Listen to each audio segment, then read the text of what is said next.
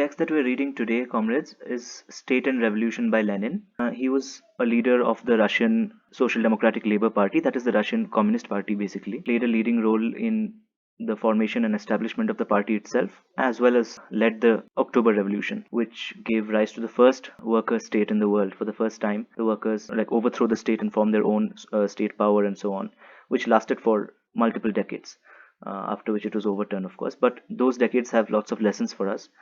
Before this, there was also another seizure of power by workers that happened, which happened in Paris, known as the Paris Commune. But that couldn't really form a full-fledged worker state per se, but it was in that direction, and a lot of lessons about how revolutions happen, what is the task of a revolution, how we understand the state, and so on. So a lot of the lessons of the Paris Commune did help Lenin and the Bolsheviks, which is the people who were in the party, which Lenin was one of the leaders of.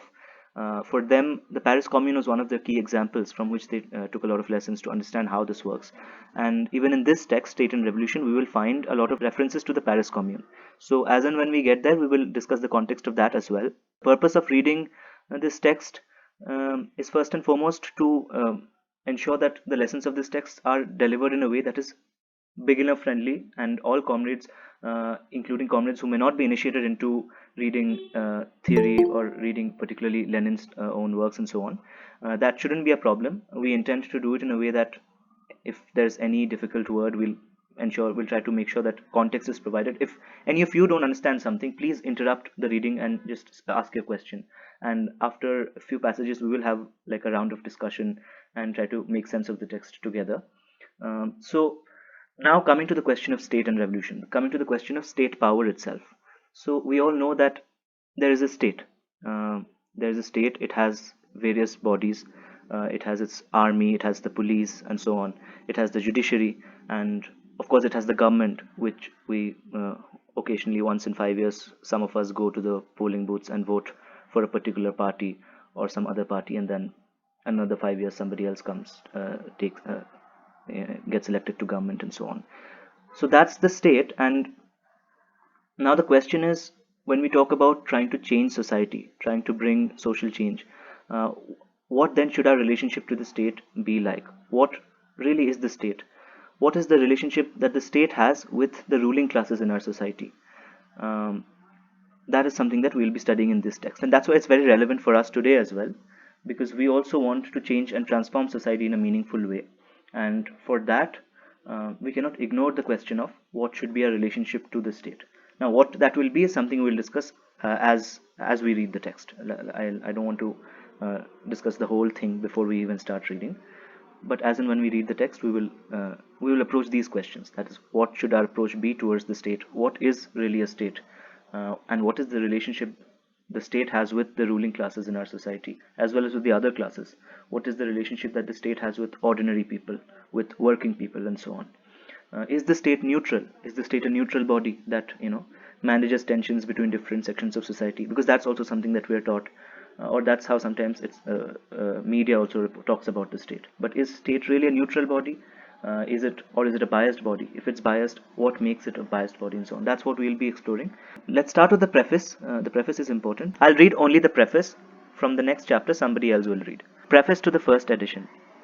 The question of the state is now acquiring particular importance, both in theory and in practical politics. The imperialist war has immensely accelerated and intensified the process of transformation of monopoly capitalism into state monopoly capitalism.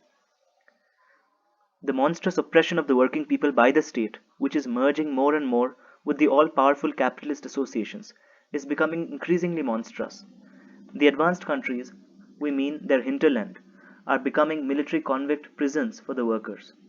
The unprecedented horrors and miseries of the protracted war are making the people's position unbearable and increasing their anger. The world proletarian revolution is clearly maturing. The question of its relation to the state is acquiring practical importance. The elements of opportunism that accumulated over the decades of comparatively peaceful development have given rise to the trend of social chauvinism, which dominated the official socialist parties throughout the world. This trend, socialism in words and chauvinism in deeds, Plekhanov, Potrasov, and various names are mentioned here. I'll just skip that. Is conspicuous for the base servile adaptation of the leaders of socialism, quote unquote leaders of socialism, to the interests not only of quote unquote their national bourgeoisie but of their state, for the majority of the so-called great powers have been exploiting and enslaving a whole number of small and weak nations, and the imperialist war is a war for the division and redivision of this kind of booty. The struggle to free the working people from the influence of the bourgeoisie in general and of the imperialist bourgeoisie in particular is impossible without a struggle against opportunist prejudices concerning the state. Just a little bit of historical context I think becomes important here. So the historical context is that at the time the Marxist parties, which were called social democratic parties, had started to develop in various European countries, as well as Russia, which is like adjacent to Europe. And of them, one of the most prominent parties was the German Social Democratic Party. And in the German Social Democratic Party, over the past few decades, a whole layer of opportunism was developing. So their leaders were getting accommodated to the existing capitalist system, and they were losing, any stimulus to try to change the system and so on. And and in that process, that section of society, they are also a privileged section of society, right? These are European countries, which these countries themselves benefit from imperialism, and these countries grow rich out of the surplus that their nation states and their ruling classes extract from the colonized countries, because at the time France or England, all of these were colonizer countries. They had their colonies in different parts of Asia and Latin America and Africa as well. So these countries were privileged countries in that sense. They accumulated certain imperial privileges, and of course the ruling class sucked all of those all that surplus that they exploited from these sections of society. But even then, even the other classes in those European countries still were better off than people in the backward and dependent and colonized countries.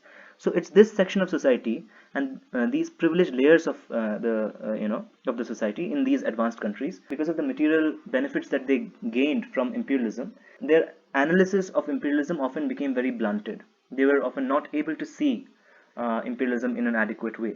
That may not always be that they all had an agenda to justify imperialism. Some of them might have had it. Some of them were probably honest, but they were materially located in such a situation where they were all benefiting from imperialism, which made it difficult for them to really critique imperialism. And that's what is being called chauvinism, right? Socialism in words, but chauvinism in deeds. Which is, chauvinism is in this context, social chauvinism in this context is justifying imperialism, or justifying the idea that the backward countries are not civilized and imperialism is going to civilize them and so on. Because not only the colonizers but also a section of the left in those imperial countries had these kinds of chauvinistic views, because those kinds of views are prominent in their society, which has a basis in the privileges that they had. These privileges, as well as trade union bureaucracy and different sections of party bureaucrats and union bureaucrats, they also accumulated various kinds of social privileges, social capital and so on. And it was this social basis that became a breeding ground for opportunist ideas and opportunist programs and so on. And the very goal of social revolution, of transforming society, is something that these people started slowly diluting and eventually completely erasing. So those of you who attended the previous readings of Rosa's Reform or Revolution would be familiar with this, where Rosa directly critiques the most right-leaning of the social democrats, of the opportunists, that is Bernstein, and how he was trying to smuggle in all kinds of opportunistic and reformist ideas while kind of dressing it in the garb of Marxist vocabulary. So now, in the question of reform or revolution, the question of state becomes of paramount importance. We'll see as we read the text.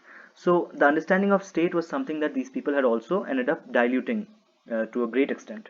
Marx and Engels, the founders of what we call Marxism, had a very clear conception of the state, which we'll find in many of their writings, and Lenin will discuss those writings also in this text. Because at the end of the day, State and Revolution is not a text where Lenin gives some new theory of the state. Here Lenin just tries to popularize what was originally the Marxist theory of the state, but which was entirely diluted and buried deep under 6 feet under the ground by all these opportunists, decades of opportunism. Another material basis for the opportunism was the stability, the capitalist stability that these European countries enjoyed from about 1870s to late 1890s. Prior to that, there were the crisis of capitalism kept occurring every few years and so on, but for a brief period it was not occurring. That was a relative stability, and a lot of these opportunists started pointing to that stability and suggesting that, look, capitalism has finally stabilized itself. We finally have a capitalism that is free of crisis, that is no longer crisis prone, and ultimately we have a capitalism that's going to grow, that's going to develop our productive forces, that's going to develop basically our productivity and our technology and all of these things. And so the necessity of revolution is no longer particularly relevant anymore. It used to be maybe 50 years back, and you'll find a lot of people saying such things today as well. But that was empiricist thinking, looking at just things happening in the past couple of years rather than seeing them in the longer historical context. And this leads us nowhere. And right a couple of years later, in around 1903, again another world crisis of capitalism broke out, and all of these illusions that the reformists were sowing, that capitalism has stabilized itself, all of them were again exposed for what they were. Even though they were exposed, but the fallacious theories of the state that all of these opportunists had propagated and popularized had to be combated. And that's what this text is about. This text is about combating these false theories of the state that were manufactured over the 3 decades prior to the publication of this text, where all of the opportunists, particularly in the German left, but also in other countries, where these people were trying to distort and vulgarize the actual theory of the state that was present in Marx, and which was a correct theory of the state basically, and they were replacing it with various kinds of false theories of the state. So that's the context that Lenin was providing here. I just thought it was necessary to give this context so that you can understand the historical situation where this was happening. But again, I think we should all keep in mind that what is much more important than the historical context is how this applies to our context.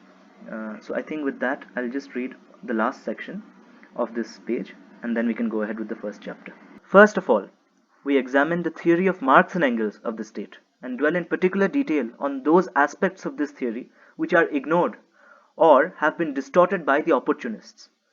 Then we deal specially with the one who is chiefly responsible for these distortions, Karl Kautsky, the best known leader of Second International, 1889 to 1914. Second International was basically an international organization which included parties from different countries, including Germany, Poland, and also Russia. And even Lenin's Russian Social Democratic Party was part of that international. In 1914, when the First World War broke out, with the exception of the Russian party and with the exception of some individuals from other parties, all of the other parties of the Second International started supporting their own country's bourgeoisie in the First World War, which was a betrayal of socialist internationalism and a pro-working class position, which is why Lenin and even Rosa Luxemburg and various others left the Second International, and eventually they would form the Third International, which we'll study later. But that's what the Second International is. And one of the best-known leaders of the Second International was Karl Kautsky. He was also one of the most well-known opportunists and distorters of Marxist theory. Karl Kautsky, the best-known leader of the Second International, which has met with such miserable bankruptcy in the present war. Lastly, we sum up the main results of the experience of the Russian revolutions of 1905 and particularly of 1917. Apparently, the latter is now, that is early August 1917, completing the first stage of its development. But this revolution as a whole can only be understood as a link in a chain of socialist proletarian revolutions being caused by the imperialist war. The question of the relation of the socialist proletarian revolution to the state, therefore, is acquiring not only practical political importance, but also the significance of a most urgent problem of the day, the problem of explaining to the masses what they will have to do before long to free themselves from capitalist tyranny. Chapter 1: Class, Society, and the State. The state, a product of the irreconcilability of class antagonisms. What is now happening into Marxist theory has, in the course of history, happened repeatedly to the theories of revolutionary thinkers and leaders of oppressed classes fighting for emancipation. During the lifetime of great revolutionaries, the oppressing classes constantly hounded them, received their theories with the most savage malice, the most furious hatred, and the most unscrupulous campaigns of lies and slander. After their death, are made to convert them into harmless icons, to canonize them, so to say, and to hallow their names to a certain extent for the consolation of the oppressed classes and with the object of duping the latter, while at the same time robbing the revolutionary theory of its substance, blunting its revolutionary edge and vulgarizing it. Today, the bourgeoisie and the opportunists within the labor movement concur in this doctoring of Marxism. They omit, obscure, or distort the revolutionary side of this theory, its revolutionary soul. They push to the foreground and extol what is or seems acceptable to the bourgeoisie. All the social chauvinists are now Marxists, don't laugh. And more frequently, German bourgeois scholars Only yesterday, specialists in the annihilation of Marxism are speaking of the national German Marx, who they claim educated the labor unions, which are so splendidly organized for the purpose of waging a predatory war. In these circumstances, in view of the unprecedentedly widespread distortion of Marxism, our prime task is to re-establish what Marx really taught on the subject of the state. This will necessitate a number of long quotations from the works of Marx and Engels themselves. Of course, long quotations will render the text cumbersome and not help at all to make it popular reading, but we cannot possibly dispense with them. All, or at any rate, all the most essential passages in the works of Marx and Engels on the subject of the state must by all means be quoted as fully as possible so that the reader may form an independent opinion of the totality of the views of the founders of scientific socialism and of the evolution of those views, and so that their distortion by the Trotskyism now prevailing may be documentarily proved and clearly demonstrated. Let us begin with the most popular of Engels' works, The Origin of the Family, Private Property, and the State, the sixth edition of which was etc. etc. We have to translate the quotations from the German originals as the Russian translations. I don't think I've really understood what social chauvinists are. So, can someone please explain it to me? I think social chauvinists, as I gave the context earlier, is referring to those people who are basically people who live in imperialist countries and have a kind of chauvinistic, like a bigoted attitude towards people in the backward countries and people who support imperialist war. Just adding to what he said, chauvinism itself means prejudice support for one person's or one group's own ideological cause. So when we say social chauvinism, in this context, we mean their prejudice support for their own nationalist causes rather than international proletariat movement. Comrade, I think a few clarifications will help here. One is that we are here talking about the because when Lenin said their national bourgeoisie, he put it under quotations, right? And we're talking about the national bourgeoisie. National bourgeoisie here just means that the capitalist class of a particular nation. That's what it means, and their national bourgeoisie. Now, the fact of the matter is, for a workers' party in Germany, let's say, it's not that it's your capitalist, no, it's your class enemy. Like it's that's like saying our capitalist is Adani or something like that, right? So he's not our capitalist. He's the guy who's exploiting so many of us. So that's why Lenin put it under quotes when he said their capitalist, their bourgeois, their national bourgeoisie. Now, nationalism in this context is definitely it's utterly reactionary, and hence Lenin is calling it social chauvinist. He didn't use the word nationalist here so far. He uses it in other contexts when talking about national liberation and all. But here, it's important to understand that the national quote unquote nationalism of imperialist nations is always reactionary, whereas when it comes to the nationalism of a colonized nation, it can have progressive potentials and very often does have progressive potentials. Let's say Palestinian nationalism today is progressive. Bhagat Singh's nationalism, for example, is progressive. So nationalism should be analyzed in its proper historical context and also based on whose interests it serves. In this case, the workers' parties of all these imperialist countries rallying behind the capitalist class of their imperialist country, saying that I'll support my country's capitalist class against your country's capitalist class. When what was really happening is that the workers of both countries were getting slaughtered because of this First World War, and instead of taking an independent formation of the workers and taking an anti-war position, which was the position of these parties earlier, they betrayed their own earlier position and they chose to surrender to the whole frenzy, the whole madness that gets erupted during war, where the ruling class also creates this whole episodic frenzy where people are just going crazy that we have to save our nation and all of that stuff. So all these workers parties, which instead of defending the working class line, they ended up surrendering to this reactionary line, which is why Lenin says all the social chauvinists are now Marxists. Don't laugh, like all of them are calling themselves Marxists, but they're basically a bunch of racists who support their own country's ruling class and say that this is what we should be doing, rather than taking a position of what later would be called defeatism, revolutionary defeatism, where you support the defeat of your own bourgeoisie, your quote unquote your own bourgeoisie, because they're not your own, they're your own enemy. I think another comment, the first paragraph, it should be familiar to a lot of us, what Lenin starts with, which is that what is now happening to Marxist theory has happened repeatedly to theories of revolutionary thinkers, that when they're alive during their lifetime, the oppressing classes try to destroy them in every way possible, jail them, slander them, and kill them more often than not. And then after they're dead, they come up with their statues of them. They come up with a little tame version of those leaders. But then this new version that they create, that version is like stripped of all its revolutionary positions. It's made into a very harmless icon. We see that, for example, a lot with Bhagat Singh. Here it's very interesting. Lenin gives an example of that a lot of German reactionaries, German bourgeois scholars, are reclaiming Marx as a national German. Whereas Marx's identity was not as a national German but as a working class leader. Similarly, we see a lot of people reclaiming Bhagat Singh as this Punjabi icon or something like that.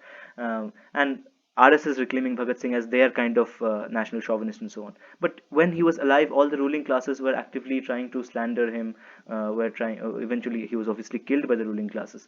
But today, everybody sticks a picture of Bhagat Singh, and then you ask them what Bhagat Singh believed, then they'll have no idea. And that's not, if you're talking about ordinary people, it's not necessarily their fault even, because we are not even taught about who Bhagat Singh was. We are given this little puppet of Bhagat Singh, which is a harmless puppet, which doesn't know how to wield the gun, which doesn't know anything about socialism, unlike the real Bhagat Singh, who believed in socialism and Marxism and all of these things.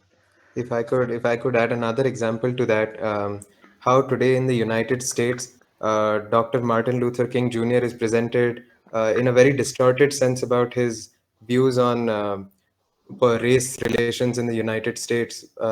Whereas when he did exist, he was very, vulgarly slandered by the press and compared to some kind of black power agitator uh, when now today people appropriate his identity and say, oh, it should be on the basis of your character, not on the color, therefore affirmative action is anti-white racism or some crap.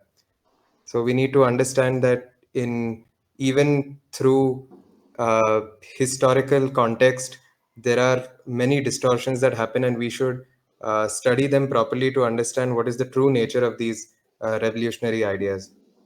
Let us begin with the most popular of Engels' works, The Origin of the Family, Private Property and the State, this etc. We have to translate the quotations from the German originals, as the Russian translations, while very numerous, are for the most part either incomplete or very unsatisfactory. Summing up his historical analysis, Engels says, the state is, therefore, by no means a power forced on society from without. Just as little is it the reality of the ethical idea or the image and reality of reason, as Hegel maintains. Rather, it is a product of society at a certain stage of development. It is the admission that the society has become entangled in an insoluble contradiction with itself, that it has split into irreconcilable antagonisms which it is powerless to dispel. But in order that these antagonisms, these classes with conflicting economic interests, might not consume themselves and society in fruitless struggle, it became necessary to have a power seemingly standing above society that would alleviate the conflict and keep it within the bounds of order. And this power arisen out of society, but placing itself above it and alienating itself more and more from it, is the state.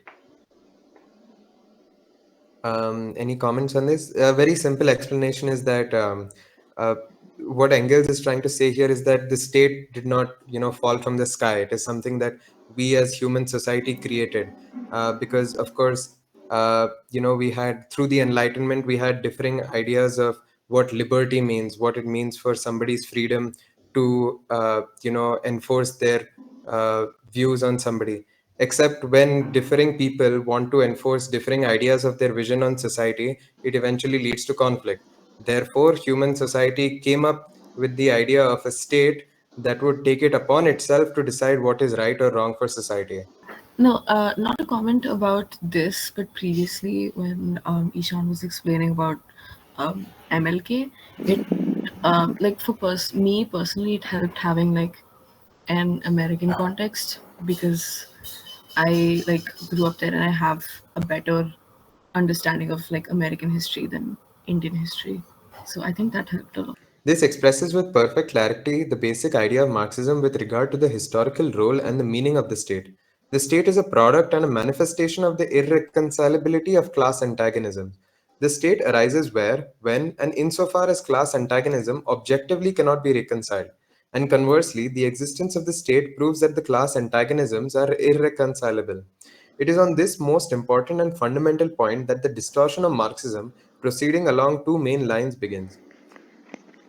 If to explain this very simply, again, it is building on the idea that the state exists to decide what is quote unquote right or wrong in society today.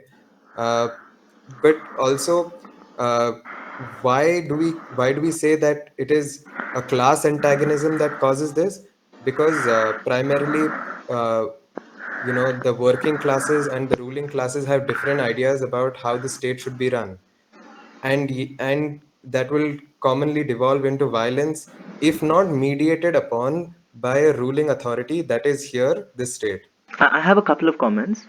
Firstly, the Engels quotation. So this is from Engels's work on Origins of the Family, Private Property and State, where Engels himself at that point when it was written in the 1890s was quoting heavily from the work of the sociologist Morgan, who was at that time the top-notch, most cutting-edge bourgeois sociologists of their times. So whatever his outlook, his studies were the most up-to-date works that was available to Engels, and based on that, he prepared his own study, which is the Origin of Family, Private Property and State, where he took the data from Morgan's study and placed it to the scrutiny of the Marxist method, where we understand society in terms of contradictions and class struggle and all of those things. We can discuss in more detail some other time. So now, what is Engels explaining to us? What Engels explains to us here is that the state emerged at a particular point in history. First of all, the state did not always exist, and therefore it will not exist forever. Today, for example, it becomes very difficult if we have a discussion about what will the world look like without a state. What I've noticed is that people often say that we can't imagine something like that. But the fact of the matter is, humanity existed for a significant amount of time without states, without any state, right? And what was that? That's what is broadly referred to as primitive communal society or primitive communism, basically pre-class society. This is early human society where humanity was not divided into classes. There were different clans, there were different groups. Family system was quite different from ours, which is something Engels explores in his work, Origin of the Family. Also, the total produce, like, because at the time people were hunters and gatherers, they did not really cultivate anything. The Neolithic revolution, which is the first agricultural revolution, did not really happen yet. So the way of making sure you're able to able to have enough food and so on was through hunting and gathering. And as a result of that, what would happen is that you would end up you'd end up gathering as much food as you and your clan can consume. There was no way of, first of all, storing all that stuff, because you're getting a bunch of meat and some fruits and stuff like that. There's no way of storing it for the long run. And there was no scope for a social surplus to gather. So you had almost exactly as much as the people in that particular clan needed. So there was no classes, there was no basis for a class. And it would be absurd for anybody to behave in ways that people behave in a class society. People were behaving in much more egalitarian ways and so on. There is a lot of data to suggest this. So everybody who tells us today that, that whatever we see around us, that people behaving in selfish ways, people behaving in greedy ways and so on, people oppressing each other, doing all kinds of nasty things, that's human nature and that will never change. But that's not the case. This is there is no such thing as human nature that is eternal and perpetual. Human nature changes with the kind of social conditions in which humans live, and there is no abstract human in the conditions we live. There's no abstract humanity. You belong to certain classes. So now society was classless in the primitive communal period, and there was no basis for the formation of a state. Now class society first started to emerge from the wombs of that classless society. So the Neolithic revolution happened. There was an agrarian surplus that was being created, and that surplus could be hoarded, and a section of society would hoard that surplus and deny the other section of society from having access to that surplus. And that is the definition of a class, right? A class is a relation, and two sections of society are related to each other through the way they arrange their production. And how they do their production. So now production became different. It was no longer hunting and gathering, that kind of product. That was not the source of food per se. The source of food was agricultural production, and slave societies emerged in that period. For example, the Roman Empire, which where the mode of production was basically a slave mode of production, where there were slave owners and slaves were basically the means of production. They were the machines. It's not like workers who operate a machine. The slaves were the machine, and they were treated terribly, and they were made to work and so on. And then that society, came to its end through its own contradictions and reached its limits. And then a new society was born and so on. That's a different matter. But it was during this period where society was transforming from a classless society to a society divided into classes, into a class divided society, that's when the state emerged. A state has no basis to exist when there is no classes. When class emerges, then there is a one class that appropriates the things that it denies to the other class. The slave owners would appropriate the social surplus, everything that was produced by the slave, and deny the slave from those things. And to do that, to perpetuate this division, you need some kind of an instrument. You need an armed body of men, which is what a state is. So that's how the state emerges. When there is class society, there is state. So every state has a basis in certain classes, and that's what we call the class character of the state. Every state has a class character. It serves certain classes. So therefore the state is not neutral. So the state in the slave owning society, let's say in the Roman Empire, this would you say that the state, was it pro slaves or was it pro slave owner? Obviously it was pro slave owner. It was not the state that supported the slaves. Whenever the slaves would rebel, it was the state that would crush their rebellion.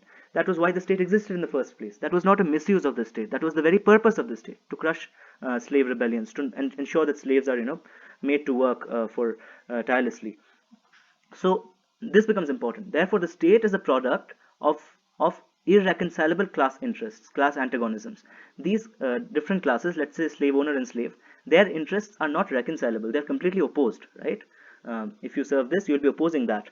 So the state exists precisely because of that, because these interests cannot be reconciled. They're fundamentally opposite interests, right? That's why we need a state to suppress one of those interests and to serve the other interest, that is the interest of the ruling section of society, the ruling class, and to suppress that section which is not the ruling class. So here I would like to say, when Ishan said that we need the state because the working classes and ruling class, the capitalist classes, have different ideas of how to rule, I think that kind of doesn't get to the point. It's not about different ideas per se, it's about different material interests. The ruling class and capitalist classes have different interests per se, and that's where ideas also come in. But the state exists precisely because it needs to serve certain interests and suppress certain other interests. Now, this is the formation of the state. This is there are different theories of how state is formed, but this is the most empirically verifiable.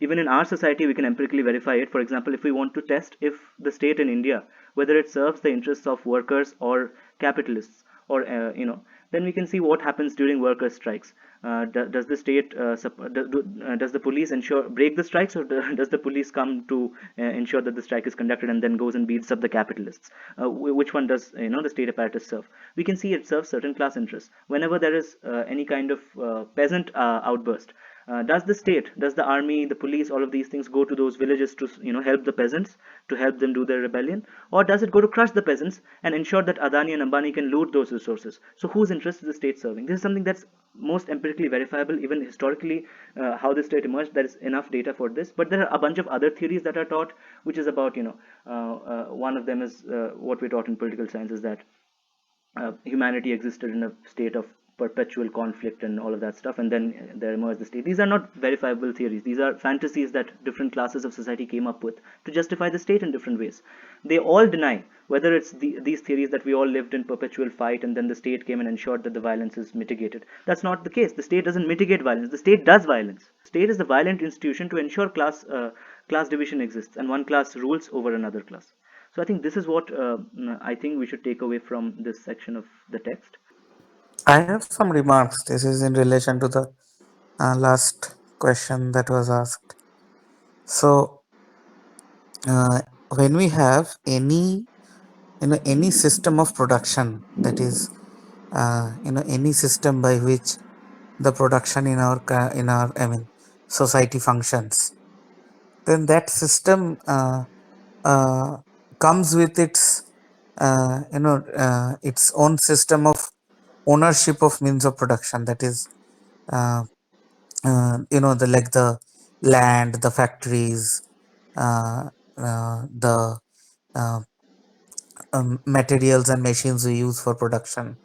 So everything that we use for production other than human labor, that has a system of ownership. In fact, labor power also has a matter of ownership, but now corresponding to this system of ownership, there is what we have is our existing state, like the corresponding to the existing system of ownership. For example, right now, it is, and I mean, all the machines and factories and all these land and all are, totally owned by landlords and capitalists. And even the labor power of the people, even that in means by means of dead bondage, by means of um, this this scarcity of jobs. Okay, even that is to a partial extent, and in some cases to a whole extent, owned by the capitalists and landlords. So to keep this system going, there is a state, that the Indian state that we look at. Now, Yeah. places where you change this, places where you bring any change into it, uh, whether it is by some places where some Dalit castes are establishing their authority, or for example in many places, in especially in central India, that Adivasis are forming their are establishing their authority over the this over the system of ownership of land there in their areas. Uh, uh, in those cases, automatically a different, uh, a different organ of power is built up, which starts functioning like the state in interest of defending the new, uh, the new kind of system of ownership that is being brought forward. So, yeah, so when we talk about a realisticness of, whether something is possible, or something more egalitarian or something is possible, I think we have direct examples today, though they are not like, as big as the Indian state or something. Militant struggle of Dalits also, we have seen several replacements. In fact, one another aspect, another place where you can look at, though not in the same sense, is that when you look at places of ethnic conflict, you will often see that there is a huge ethnic divide between the state functionaries. For example, in Manipur also, there is like the state functionaries belonging to cookies, try to serve cookies, the interests of the cookies. I mean, though of course it has its own class character within the communities, but similarly between of Maitis also. So yeah, so I think that when we try to look at our own society, we will find that there is a variety of this character to state. I'll continue reading. On the one hand, the bourgeois, and particularly the petty bourgeois, ideologists compelled under the weight of indisputable historical facts to admit that the state only exists where there are class antagonisms and a class struggle, correct Marx in such a way as to make it appear that the state is an organ for the reconciliation of classes. According to Marx, the state could neither have arisen nor maintained itself had it been possible to reconcile classes. From what the petty bourgeois and Philistine professors and publicists say, with quite frequent and benevolent references to Marx, it appears that the state does reconcile classes. According to Marx, the state is an organ of class rule, an organ for the oppression of one class by another. It is the creation of order, in quotes, which legalizes and perpetuates this oppression by moderating the conflict between classes. In the opinion of the petty bourgeois politicians, however, order means the reconciliation of classes and not the oppression of one class by another. To alleviate the conflict means reconciling classes and not depriving the oppressed classes of definite means and methods of struggle to overthrow the oppressors. I think this whole paragraph has kind of justified the question that Comrade Surya Shekhar had asked, if the state has been an instrument for class or it's been a neutral body. Yeah, and it's kind of just explained that it has been like an instrument for class and to keep functioning. Exactly, exactly. Yeah. So this is my understanding on it in this moment. Yeah. So it's the state that's helping this helping and the class system to keep going, and yeah, just causes more struggles for people in the lower classes as well because of this. In fact, further on, we will also address the means and institutions through which the state establishes its control to maintain this class difference, whether it be the police or the judiciary, etc., etc. No, I was just wondering, like, in the context of India, right? Like, the police and also religion has played a role in upholding class, right? In India, especially. This is just something that just came to my mind, so I thought I'll just share it. Can you give an example? Maybe we'll understand better.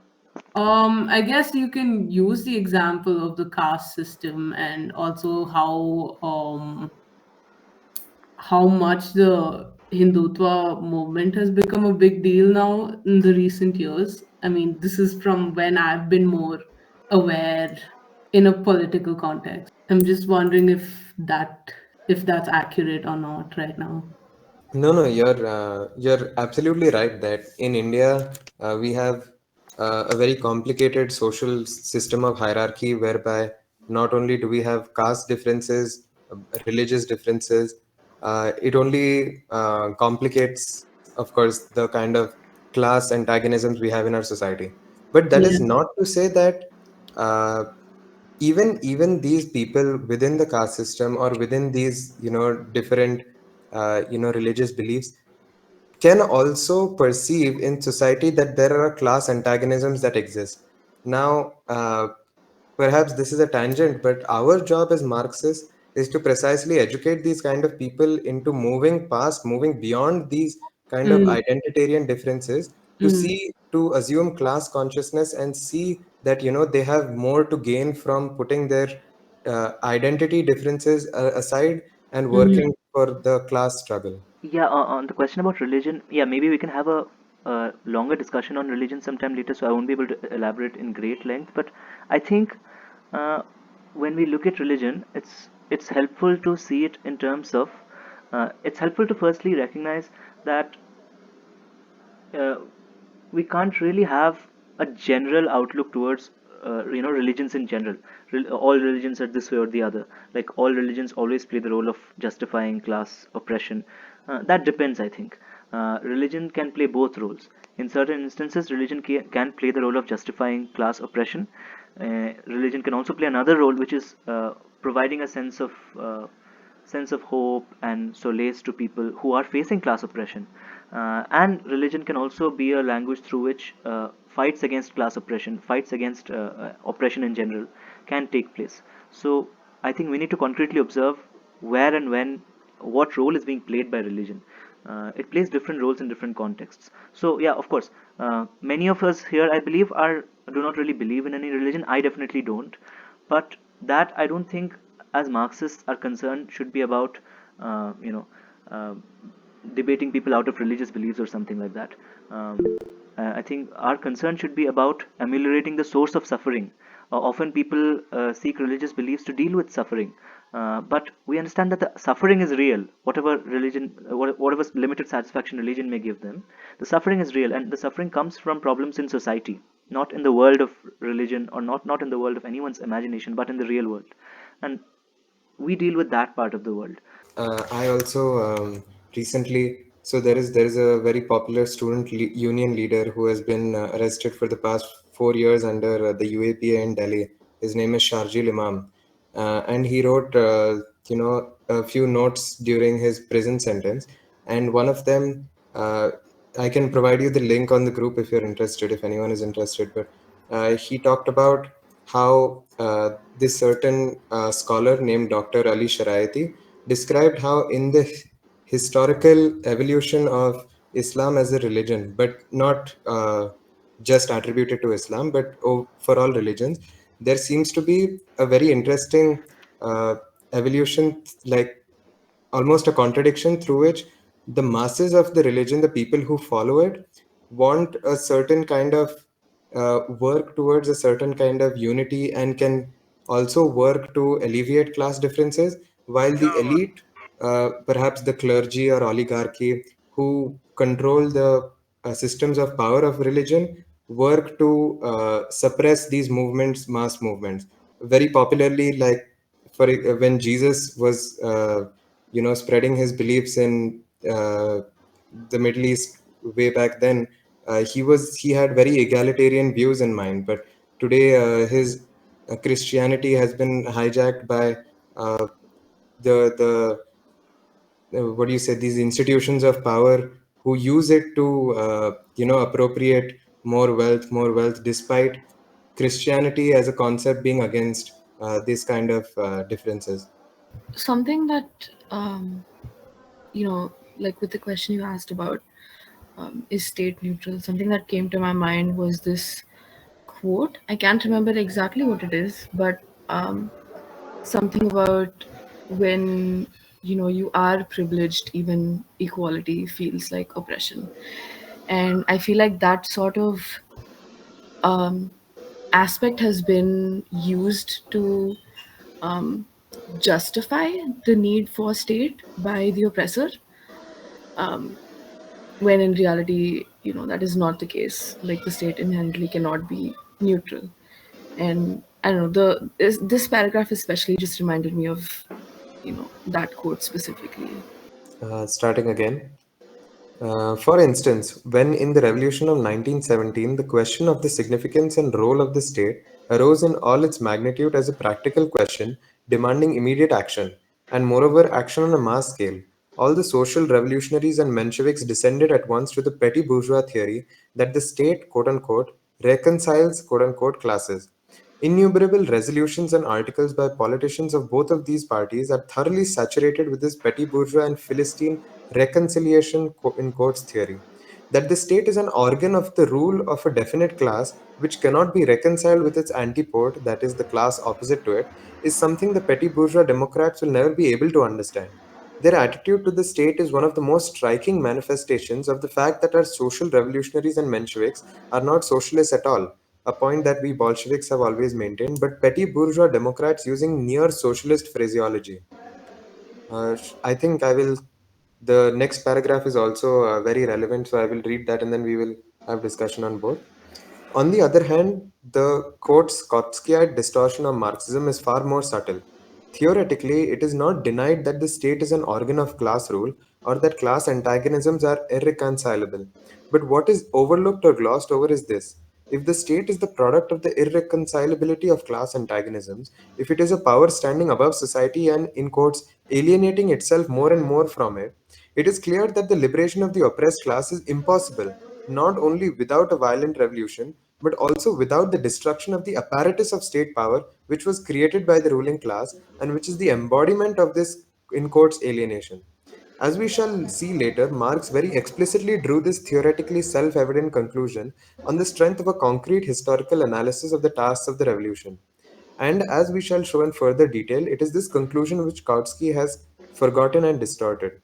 I think it is fairly clear that in the first paragraph, we can see historical parallels between, the social revolutionaries and Mensheviks during Lenin's time, and also the kind of, like, in quote unquote left parties we see today who are not really leftists but only seem to present a kind of alternative to the, like, fascist powers in the various states today. For example, the Congress or the Democrats in the United States or the Labour Party in the United Kingdom, they all present some certain alternatives, but they do not question the legitimacy of the state itself, which enforces class rules.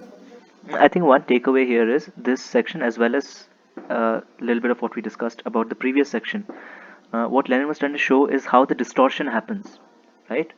We start with the proposition that state is the product of irreconcilability of class interests. That is, the state emerged precisely because these two opposite classes, their interests cannot be reconciled. These are fundamentally opposed. That's precisely why we have the state. We start with that proposition, and then we write something that looks like that, and then subtly try to twist it around a little bit. It still looks similar, but is actually very different. So we start with that proposition, and then we bend it around and say that yes, class interests are opposed. We see that, but the state exists to help us to deal with that contradiction and to help us mitigate that contradiction. Different class interests are opposed, but the state basically balances these contradictions, and that is what the liberal theories of state, all of them, say. All the different liberal theories that we study basically say that state is one of the actors that helps us, like there are different social actors with different interests, and the state helps us, reconcile these different, there's conflict in society, the state comes, solves those conflicts. But that is precisely a distortion.